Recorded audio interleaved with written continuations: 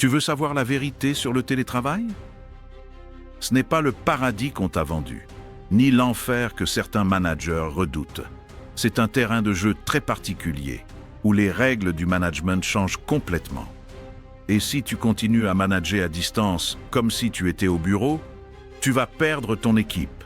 Tu vas perdre leur motivation, leur énergie, leur sentiment d'appartenance. Et au bout du compte, leur performance. Mais l'inverse est aussi vrai. Si tu adoptes les bons réflexes, tu peux construire une équipe hyper engagée, autonome, efficace, même à distance. Et aujourd'hui, je vais te montrer exactement comment faire. Avant ça, pense à t'abonner à la chaîne et à télécharger mon plan gratuit 30 jours pour devenir manager. Le lien est juste en dessous, c'est cadeau. Allez, on attaque. 1. Stop les réunions qui vident l'énergie. Je vais être direct. Les réunions sont devenues un virus du management à distance. Pas les bonnes réunions, les mauvaises. Celles qui s'enchaînent, qui n'ont ni queue ni tête, et où chacun attend patiemment que ça se termine. Tu vois de quoi je parle? Les caméras coupées, les silences gênants, les « on t'entend pas » ou « je crois que t'as freeze » toutes les 3 minutes. J'ai bossé avec une équipe qui avait 19 heures de réunion planifiées chaque semaine. 19 heures. Et pourtant, personne ne savait vraiment qui faisait quoi. Pourquoi? Parce que les réunions n'étaient pas là pour avancer. Elles étaient là, pour se rassurer. Et ça, c'est une erreur. Un bon manager en télétravail n'organise une réunion que s'il y a une raison. Une vraie raison. Et il fait court, clair, intense. 30 minutes max. Un ordre du jour en 3 points. Un objectif clair. Et surtout, on ne répète pas ce qu'on a déjà écrit dans un outil. Tu veux aller plus loin?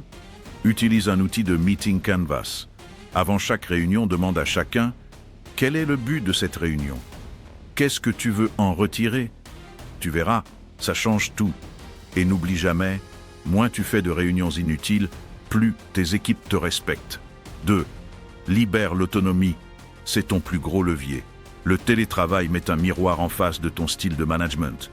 Si tu es du genre à tout contrôler, à tout valider, à vérifier chaque détail, tu vas vite devenir un goulot d'étranglement. Et ton équipe va se démotiver, lentement mais sûrement. Mais si tu mets en place des zones de responsabilité claires, là, tu crées une dynamique puissante. Je vais te raconter une histoire. Une manager dans une boîte SaaS me dit « Je suis submergé. Mes collaborateurs me posent 10 questions par jour. Ils attendent mes validations sur tout. Je n'en peux plus. » On a identifié 3 niveaux de responsabilité. Ce qu'ils décident seuls, ce qu'ils doivent valider avec elle, et ce qu'ils peuvent tester librement, en mode expérimentation. Résultat, les questions ont chuté de 70%. Les décisions ont été prises plus vite. Et surtout, les collaborateurs se sont sentis responsabilisés. Ils étaient plus fiers, plus investis, plus réactifs. C'est ça le pouvoir de l'autonomie. Et c'est toi, en tant que manager, qui l'active ou qui la bloque. 3. Crée du lien sans forcer la camaraderie. Tu l'as peut-être remarqué, plus on force les moments conviviaux, à distance, plus c'est gênant. Les visios apéros forcés, les brise-glaces en début de réunion, les partager un objet qui vous représente. L'intention est bonne, mais le format, souvent, ne prend pas. Alors que faire? Créer des rituels simples, courts et optionnels. Par exemple, chaque lundi matin, une question fun postée dans un canal Slack. Ou tous les vendredis à 11 h, un rituel win de la semaine où chacun partage une réussite ou une fierté. Tu veux un autre exemple? Une équipe que j'ai coachée avait instauré le café silencieux. 30 minutes par semaine où chacun se connecte sur Zoom, mais sans obligation de parler. Juste pour bosser ensemble en silence, comme dans un open space. Et tu sais quoi? Ça a créé plus de liens que toutes leurs anciennes réunions fun obligatoires. Conclusion. Tu ne peux pas fabriquer de la connexion, mais tu peux créer des espaces où elle peut naître naturellement. 4. Rends le travail visible et célébré.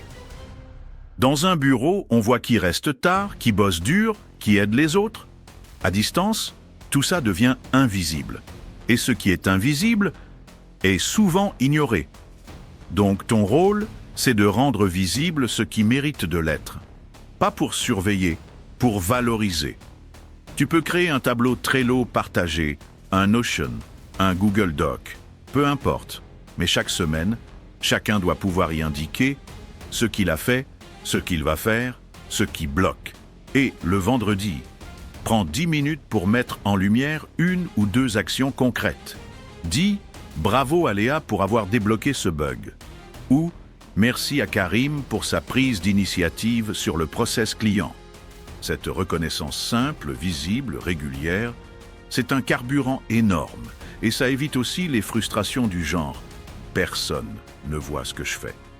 5. Sois un point d'ancrage, pas un radar permanent. Dernier point, et il est crucial. À distance, ton équipe a besoin de repères, pas de surveillance. Beaucoup de managers tombent dans le piège du « je dois être partout ». Ils veulent tout lire, tout voir, tout contrôler. Mais à la fin, ils s'épuisent et ils épuisent les autres. Alors pose un cadre, fixe des points individuels réguliers. Sois disponible en cas de besoin, mais laisse aussi des plages de tranquillité. Fais confiance et surtout, humanise ta présence. Envoie un message vocal pour féliciter. Organise un point juste pour demander comment tu vas. Pas comment avance le projet, mais toi, comment tu vas. Parce qu'un manager qui prend des nouvelles sincères, c'est rare. Et ça crée une fidélité incroyable. Et maintenant, c'est à toi. Dis-moi en commentaire, quelle est ta plus grande difficulté pour garder ton équipe engagée en télétravail?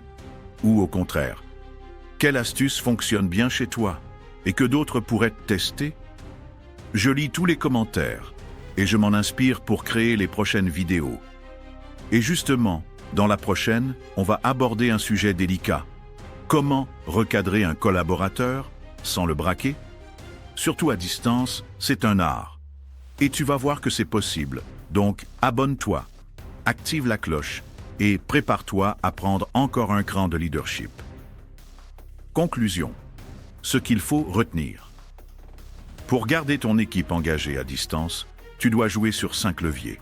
Supprime les réunions inutiles. Donne de l'autonomie clairement cadrée. Crée des rituels simples pour le lien humain. Rends le travail visible et reconnu. Sois un leader présent, mais pas omniprésent. Si tu mets ça en place, tu vas voir quelque chose de magique.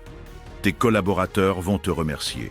Ils vont se sentir mieux, travailler mieux et rester plus longtemps dans ton équipe. Et tout ça, sans micro-management, sans stress, juste avec du bon sens, de la structure et de l'attention.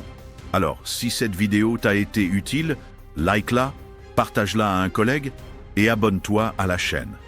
Et surtout, télécharge mon plan 30 jours pour devenir manager. C'est juste en dessous. Cela étant dit, merci d'avoir regardé et à la prochaine fois.